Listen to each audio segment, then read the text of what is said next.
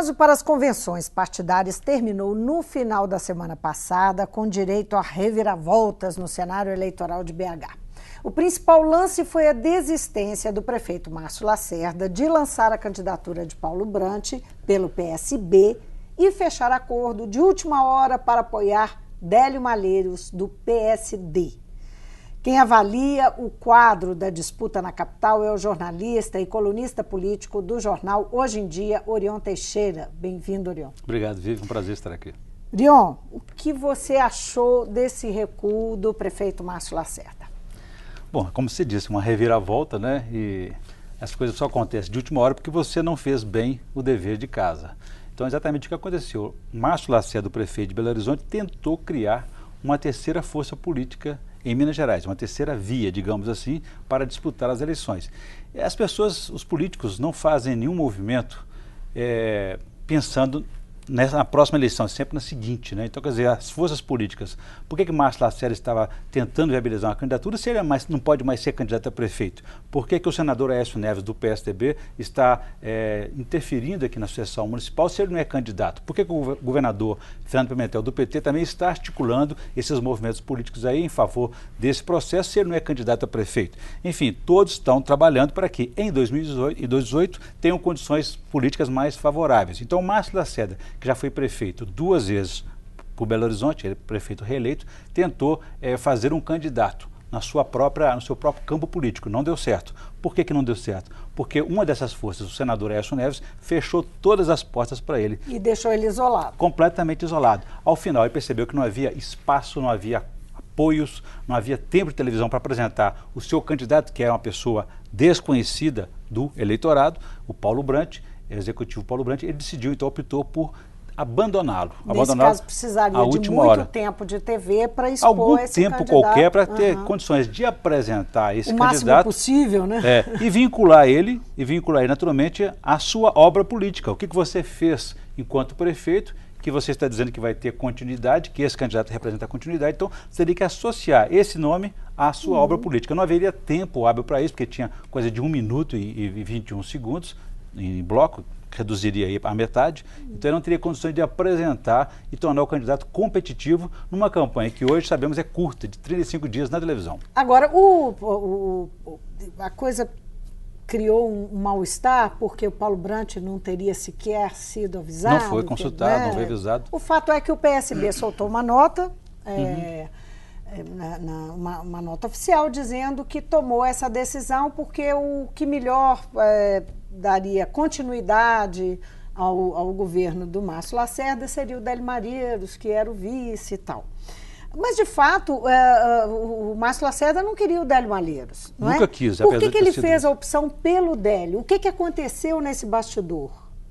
Olha, Vivi, como eu disse para você, ele não conseguiu viabilizar o seu candidato Paulo Brant. Ele dispensou todos os aliados anteriores de 8 anos de governo. Ele não quis saber dos políticos, porque os políticos queriam um candidato de consenso entre eles. Mas dizem que houve um acordo no campo político liderado por Aécio Neves. Sim, o Márcio Lacerda tentou fazer o seu próprio campo político. Quando ele não conseguiu, ele recuou e buscou abrigo novamente nesse campo político, que nós temos 2 campos políticos em Minas Gerais, como no resto do país também, o PT de um lado e o PSDB de outro. Ao PT, ele não havia espaço para ele. Então, ele retornou ao campo político, à base política de Aécio Neves, e conseguiu abrigo na candidatura de Délio Malheiros e não na de João Leite. Aécio Neves vai estar nessa campanha eleitoral, o PSDB vai estar nessa campanha eleitoral, com 3 candidatos aliados. O João Leite, o próprio João Leite, que é do PSDB, Délio Malheiros, que é do PSD, e também Sargento Rodrigues, do PDT. No outro campo, o PT está com até 7 candidaturas aliadas também. Então, essa é uma estratégia diferente de 2012. Você tem, mesmo que Aécio e Anastasia tenham trabalhado para diminuir o número de candidaturas, eles terão mais de um candidato na disputa nesse primeiro turno. Exato. E o outro campo, vários candidatos. Pulverizando as candidaturas. Por que tem esse cenário pulverizado? O que acontece, o que aconteceu que levou a essa pulverização, que não tem muito retorno, né? Quer dizer, é a falta de um candidato, digamos, favorito, um candidato natural, aquele que pudesse agregar todos os apoios políticos e também agregar o voto do eleitor. Na falta de um candidato forte, como poderia ser, por exemplo, Patrus Ananias do PT, como poderia ser o ex-governador, senador Anastasia pelo PSDB, quer dizer, na falta de um candidato forte, todos os candidatos têm mais ou menos o mesmo padrão, o mesmo alcance, a mesma capacidade de chegar lá. À exceção de alguns mais ou menos conhecidos. Nesse sentido, então, na falta de um candidato, o PT do governador Fernando Pimentel optou pela pulverização. Por quê? Primeiro que o PT dele está muito desgastado com esse processo das denúncias da Lava Jato, as crises nacional na política envolvendo o PT, a presidente afastada Dilma Rousseff. Enfim, o PT hoje tem a maior rejeição na capital. Então, acredita-se que o PT estaria morto.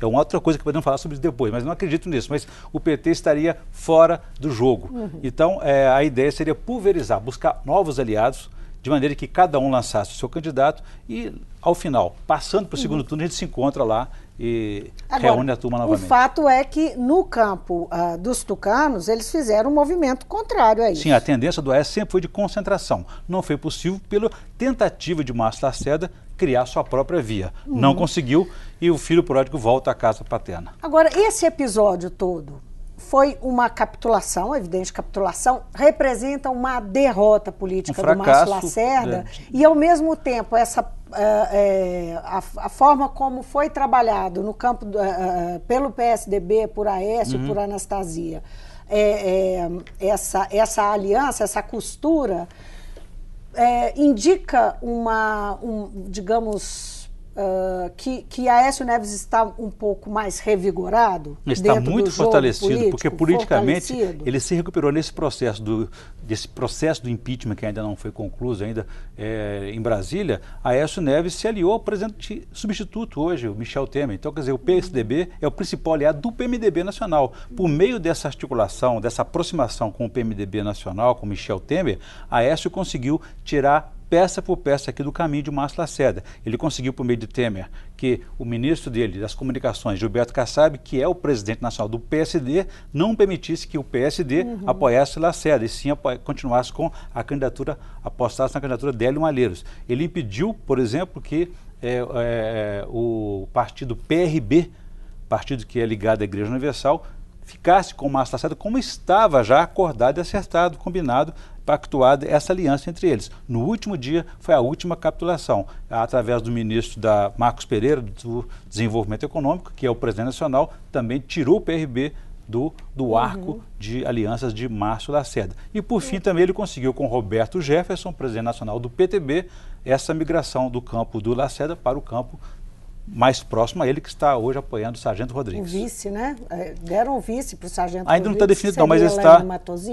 Não, a Ilane é presidente municipal, não. Eles têm alguns nomes, apresentaram 6 nomes, mas ainda não bateram o martelo, porque, segundo o próprio Sargento Rodrigues, a tendência aí é atrair um outro partido, um terceiro partido não adiantou qual seria o seu nome. Agora, esse fortalecimento do Aécio, ele fala bem para dentro do PSDB, que é uma necessidade que ele tem, né? Já que eles têm uma divisão interna. É um sinal de que ele vem forte para essa eleição municipal, disposto a passar para o Brasil a ideia de que ele recuperou Minas, onde ele foi derrotado em 2014, nas eleições para governador, eleições para presidente da República, ele perdeu para Dilma aqui, perdeu com seu candidato Pimenta da Veiga para Fernando Pimentel. Então é que ele mostrar que conquistou a capital mineira, a coisa irradia para o resto do estado e também para o resto do país. Isso aí a ver, né? Conquistou a ver, né? Bom... São etapas, né? Isso, verdade. Bom, até dia 15, que é o prazo final dos registros das candidaturas, isso. Você acha que tem espaço para que dê uma enxugada maior ainda nessas candidaturas? Por exemplo, o PSD e o PSDB se aliaram, quer dizer, uma das candidaturas cair do Hélio Malheiros ou do João Leite. Eu não acredito que nesse campo aí do Aécio Neves, do PSDB, não acredito em mais redução, não. Acho que já está bem enxuto. É possível, talvez, o Sargento Rodrigues repense, reavalie o seu projeto, mas eu acho que, rigorosamente, do outro lado, do outro campo, o campo mais ligado ao PT, do governador Fernando Pimentel, são os aliados do governador, aqui na Assembleia Legislativa, inclusive, esses partidos estão com 7 representantes nessa disputa. Pode haver, sim, necessidade de um enxugamento, de uma redução, porque eles não estão conseguindo um candidato a vice. porque quase todos eles são candidatos, não sobrou nenhum. A maioria não para tem, vice. né? Então é para evitar uma chapa por sangue. Dessa turma toda, quem tem candidato a vice é só o Reginaldo Lopes. Só temos do PT. 4 candidatos hoje, dos 12 que você falou aí, são 4 candidatos com vice. João Leite, que tem o vice do PPS, Ronaldo Gontijo, vereador de Belo Horizonte. Temos o Reginaldo Lopes com a deputada federal Jô Moraes, do PCdoB. Temos ainda a Maria Consolação, do PSOL, com o vice do PCB. E temos também Sargento Rodrigues, não, falamos do outro nome, não me lembro aqui qual seria o terceiro. Falamos João Leite. Nós falamos do João Leite. Délio Malheiros com Josué Valadão. Isso. Que então, são esses 4 o nome colocado pelo próprio Márcio Os Lacerda. outros 8 candidatos ainda não têm vice. Bom, somado essa dificuldade aí da falta de um vice, tem outra dificuldade ainda mais acentuada, Vivian, que é entre a vontade de ser candidato e a realidade de ser candidato, vai uma distância chamada aí falta de dinheiro, financiamento da sua campanha. Pois é, que esse ano tem Exatamente, não tem mais a empresa por trás disso. Então, quer dizer, as pessoas têm que viabilizar uma forma alternativa de apoios, doações de pessoas privadas, pessoas físicas. Não existe mais apoio de empresas, pessoas jurídicas. Então, você tem que conseguir dinheiro para uma campanha de tempo curto, de apenas 35 dias na televisão e 45 dias no total, com ruas e outros movimentos. Então, está muito difícil você viabilizar uma candidatura, você corre o risco de sair dela menor do que entrou. Na dúvida, é melhor ficar fora, porque você tem um futuro político para ser cuidado, né? E o campo do governador, você estava falando desse campo político que é liderado pelo governador Fernando Pimentel. Como é que você enxerga o cenário? Nós temos o PMDB com um deputado federal de primeiro mandato, é o Rodrigo Pacheco. Isso. Não é? O PT com o Reginaldo Lopes, que é um deputado muito bem votado, e com a Jô Moraes de vice. Isso. O que mais? Paulo Lamaque, que é da Rede, que já foi do PT, né? Temos aí Marcelo Álvaro Antônio do PR, Eros Biondini do PROS, também faz parte da base do governador. E temos ainda Alexandre Calil, que pode ser uma surpresa dessa eleição, o estilo, né? Mas ele está mais para franco atirador nesse contexto de campos políticos, não? Porque, apesar de que ele já foi próximo do senador Aécio Neves nas eleições passadas, deu demonstrações disso. Sim. E agora o governador conseguiu, por meio da sua articulação política, migrar, que o PV, Partido Verde, apoiasse a candidatura de Calil, quer dizer, já ganhou um aliado de peso importante, que pode, inclusive, indicar o vice para ele também. Então, você acredita que Calil está mais próximo do governador hoje? Sim. Sim, com certeza. E agora, então, por que tem essa pulverização? Na falta de um candidato que polarize os votos, que atraia toda a votação para si, você pulveriza essa votação. No cenário de Belo Horizonte, nós temos 1.900.000 votos. Se você tira aí 35% por baixo, hein, de abstenção, acho que vai ser até maior, você chega aí a 1.400.000 e poucos mil votos. Um número extraordinário, né? Um percentual extraordinário, que nunca aconteceu. Mas é um número crescente, então você tem uns 400.000 eleitores aí que não vão votar, vão se abster. Então você cai para 1.400.000 votos. Se você tira aí 15% também por baixo de branco e nulo, você chega aí a 1.100.000, 1.200.000 votos. Olha, se você tiver aí 10%, 15% dessa votação, 180.000 votos, que não é uma votação extraordinária, é votação de deputado federal, quem tiver então 200.000 votos, passa para o segundo turno. Aí depois é outra história, outra eleição, outra conversa. E você mencionou o PDT, do Sargento Rodrigues, você acha que, acredita que pode, talvez, apesar de... Pode evoluir ou evoluir, sim, né? Faz parte do processo. A candidatura dele permanecendo, você acha que pode eventualmente atrapalhar a candidatura principal, que é a do PSDB, se é que a gente pode chamar de principal, mas assim... Não, como eu te disse, nessa primeira fase, que é o primeiro turno, todos vão estar trabalhando numa faixa muito pequena de votação. Quer dizer, quem conseguir 200.000 votos, 250.000 votos, está no segundo turno. Depois, o enfrentamento é outra história, que vamos ter que ver como que a coisa se acomoda. Mas quem conseguir, por exemplo, o PT, eu acho que ele não está morto, porque o PT tem um voto fiel. Tem um eleitorado que ainda é fiel à sua militância, tá? É lógico que perdeu muitos votos, muitos simpatizantes, mas ainda tem um voto ainda de sua militância que acredito que possa chegar aí a uns 13%, 15%. Essa votação pode ser suficiente. 13%, 15% da votação total? Total, isso pode ser suficiente, porque é o percentual que ele tem nas pesquisas hoje. Isso ele pode chegar então com 15%, ele pode chegar ao segundo turno. Aí depois ele pode ter o apoio do PMDB, dos outros aliados que nós já citamos aqui. Então, né, nesse raciocínio, o PT está no jogo. Por isso que a pulverização favorece essa estratégia de você dividir para tentar diminuir o potencial de votos necessários. Agora, o João Leite, ele está indo para a terceira disputa dele. Sim. Né? Qual que é o maior desafio que você enxerga nessa candidatura do João Leite? O desafio de todos é vencer, né? Vencer o primeiro turno e o segundo turno. João no Leite, caso dele, que João lidera Leite, as pesquisas, que tem um recall muito grande Nós e tal. temos outros exemplos, né? O próprio ex-presidente Lula, 3 vezes também, na terceira, 2 bateu na trave, na terceira ele conseguiu fazer o gol. Então, o João Leite, ele tem hoje a liderança das pesquisas. Ele tem hoje, por que ele tem a liderança das pesquisas? É porque exatamente ele é o mais conhecido, por ter sido deputado de 5, 6 mandatos, já foi candidato a prefeito 2 vezes, então ele tem um nome muito, tem um patrimônio político aí perante esse eleitorado. Isso pode ser suficiente para levá-lo ao segundo turno se nada acontecer. A campanha é muito curta, isso também o favorece, não dá tempo de você desconstruir, reconstruir, criar uma outra onda. Ele está continuando, se ele continuar, se ele manter, fazer um trabalho de manutenção, ele consegue chegar no segundo turno. Depois as forças vão se acomodando novamente, pode dar a ele a chance de chegar lá. Ele finalmente. era o candidato favorito do Aécio? Olha, não existe favorito, como eu te disse. Eu acho que o candidato favorito do Aécio seria o senador Antônio Anastasia, para não correr riscos algum aí de perder, assim como poderia ser o ex-ministro Patrocínio Nariz, o candidato do governador Fernando Pimentel, para também não correr riscos e ter chance de ser mais competitivo. Mas os projetos são diferentes, as propostas são diferentes e não foi possível chegar a esse, digamos, a esse cenário. Então, no cenário de não ter favoritos, eu acho que a intenção do senador Aécio Neves era ter todos esses partidos aí, como ele conseguiu na eleição passada com o Lacerda. Havia 19 partidos apoiando o Márcio Lacerda. Quer dizer, hoje o Lacerda não conseguiu um partido sequer para apoiá-lo. Então, ficou muito pulverizado. A tendência do governador é conseguir, se ele reunir esses aliados em torno de um nome só, esse seria fortalecido do mesmo jeito. Agora, entendeu? o João Leite, ele conseguiu se viabilizar na base do partido dele, né? Exatamente.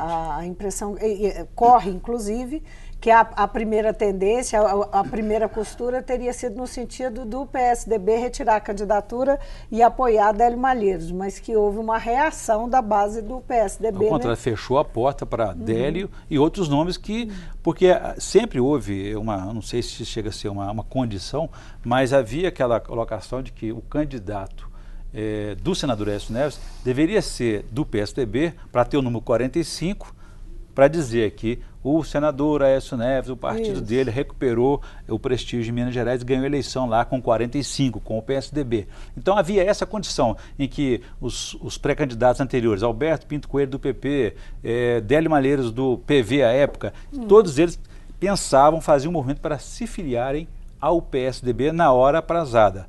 Nessa hora, João Leite fechou a porta dizendo, eu sou candidato, então não tenho mais o que receber. Outros nomes.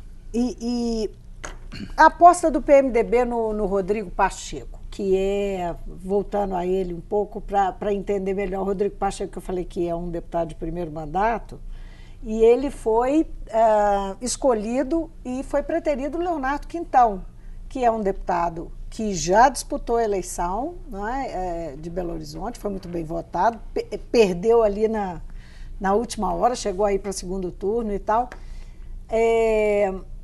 O Rodrigo Pacheco, dentro desse desenho, né, por ser o PMDB um partido mais forte, tem mais chance de alcançar esse número de votos que você está colocando aí como uma possibilidade de ir para segundo turno? Olha, é uma promessa porque acredita-se hoje na política que os nomes, os novatos, poderão ter mais chance do que aqueles velhos políticos mais desgastados, de velhas fórmulas, velhas práticas, enfim. Você acha que isso... Então, o Márcio Lacerda levou isso tão a sério e acabou não dando certo, né? Eu acho que existe um eleitorado que quer mudanças, que na verdade você pode fazer essa mudança por meio de um político também. Basta que você tenha uma conexão direta, você faça uma aliança direta com o eleitorado. Isso é o mais importante na sua mensagem, na sua comunicação. E no caso do PMDB, nunca foi muito forte em Belo Horizonte. O PMDB nunca teve votação extraordinária, desde os tempos lá do Tancredo Neves, de lá para cá, e nunca fez o prefeito, e não conseguiu ter uma boa bancada. A bancada do PMDB são 2 vereadores na Câmara Municipal. Verdade. Então não tem muita ligação, identidade com Belo Horizonte, mas sim é forte no interior mineiro. E pode mudar isso tendo um candidato próprio, né? Um candidato exatamente, isso ajuda você a buscar alavancar votos para a formação da bancada de vereadores, e é um novato que pode renovar, assim como temos Alexandre Calil, temos outros nomes aí que são novatos na cena política majoritária. PSOL e Rede. Rede com Lamarck, né, que veio do PT. Na verdade, Lamarck começou no PSB, né? PSB. Ele foi eleito vereador pela primeira vez pelo PSB, ele chegou a ser líder de governo do Lacerda, né? Exatamente. Quer dizer, a aposta do Lamarck, eu acho que a maior é a aposta em um novo partido, na proposta, na terceira via da Marina Silva, quer dizer, tentar divulgar essa rede, disseminar a rede, rede Sustentabilidade, que é o nome do partido, para que realmente em 2018 eles possam ter mais presença e uma mensagem mais conhecida do eleitorado. A Consolação está marcando PSOL, marcando ali um território. E temos nesse campo também o PSTU com Vanessa Portugal, que eu não sei, provavelmente elas podem conversar um pouco mais aí, tentar fazer uma chapa entre elas, PSOL e PSTU, é o mesmo campo, eu acho que poderia ter uma unidade de entendimento aí. Palpite de segundo turno? Hoje, acho que João Leite e Délio Malheiros. Vamos aguardar. Isso coloca a disputa de segundo turno no mesmo campo, né? E você não quer saber o nome do futuro prefeito? Qual que é o nome do futuro Aquele que tiver mais votos, ensinar os políticos mineiros, né? Muito bem, Orion. Obrigada por vir. Um prazer, Vivi. Eu conversei com o jornalista Orion Teixeira, colunista de política do jornal Hoje em Dia. Nós falamos aqui sobre esse cenário, que é o momento do registro das candidaturas, que até dia 15 ainda pode sofrer alguma mudança, mas é esse cenário pré-eleitoral ainda que já desenha quem é que está no jogo, quem são os candidatos. O Mundo Político fica por aqui. Obrigada por nos acompanhar e até o próximo programa.